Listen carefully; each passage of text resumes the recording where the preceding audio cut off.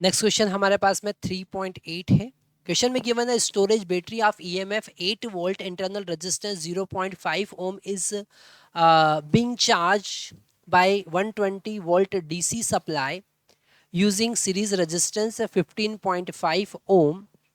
What is the terminal resistance of battery during the charging and what is the purpose of having series resistance in charging circuit?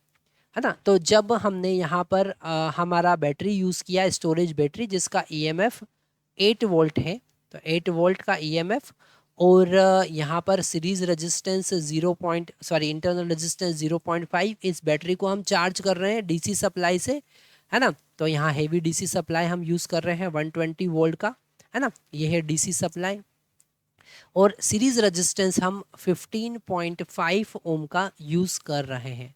यहाँ पर B part जरा ध्यान से समझना पड़ेगा। Question में given है what is the purpose of having series resistance in charging circuit. तो ये 15.5 वोल्ट का ओम का सीरीज रेजिस्टेंस हमने क्यों लगाया है, उसका रीज़न है कि अगर हम यहाँ पर ये रेजिस्टेंस नहीं लगाते हैं तो इस बैटरी से बहुत ज़्यादा अमाउंट का करंट फ्लो होगा और इसका इंटरनल रेजिस्टेंस 0.5 है और जब 0.5 के इंटरनल रेजिस्टेंस से इस very high amount of current जब फ्लो होगा तो हीटिंग इफेक्ट ऑफ करंट के कारण ये बैटरी बहुत ज़्यादा गर्म हो जाएगी और ख़राब हो जाएगी, ठीक है। और इसके डैमेज होने के पूरे पूरे चांसेस है, इसलिए हम यहाँ पर एक सीरीज रेजिस्टेंस, एक बड़ा सीरीज रेजिस्टेंस लगाते हैं।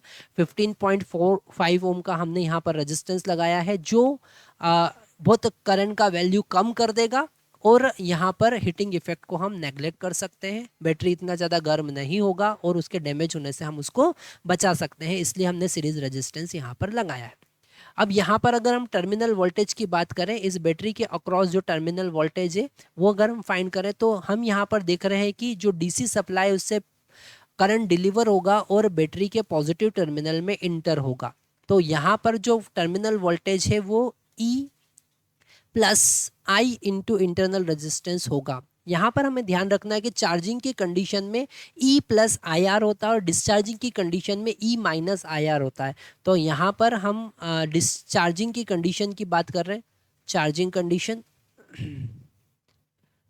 कंडीशन अगर हम देखते हैं तो चार्जिंग कंडीशन में हमारे पास में ई प्लस आई आर, अब अगर हम यहाँ पर आई का वैल्यू फाइंड कर लेते हैं तो हमको इस वी का वैल्यू बहुत इजीली मिल जाएगा और आई का वैल्यू फाइंड करने के लिए हम यूज़ करेंगे 120 माइनस 8, है ना। यहाँ पर हम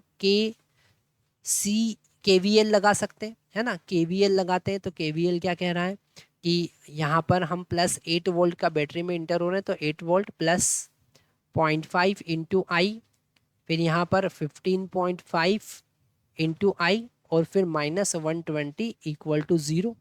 यहाँ से जब आई का वैल्यू हम फाइंड करेंगे तो हमको मिलेगा 120 माइनस 8 डिवाइडेड बाय ये हो जाएगा 16, ओके।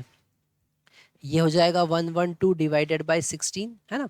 इसे हम कैंसिल करेंगे, पहले हम 2 से कैंसिल करते हैं तो हमको मिलेगा 56 डिवाइडेड बाय यहाँ पर हो जाएगा 8, इसे हम कैंसिल करेंगे 7 एम्पियर करंट आने वाला है।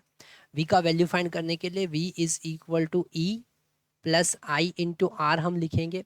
तो V is equal to E का वैल्यू यहाँ पर 8 वोल्ट है प्लस I का वैल्यू 7 और इंटरनल रेजिस्टेंस यहाँ पर हमारे पास में है 1/2, ओके। तो ये हो जाएगा 8 plus 3.5 that is equal to 11.5 volt.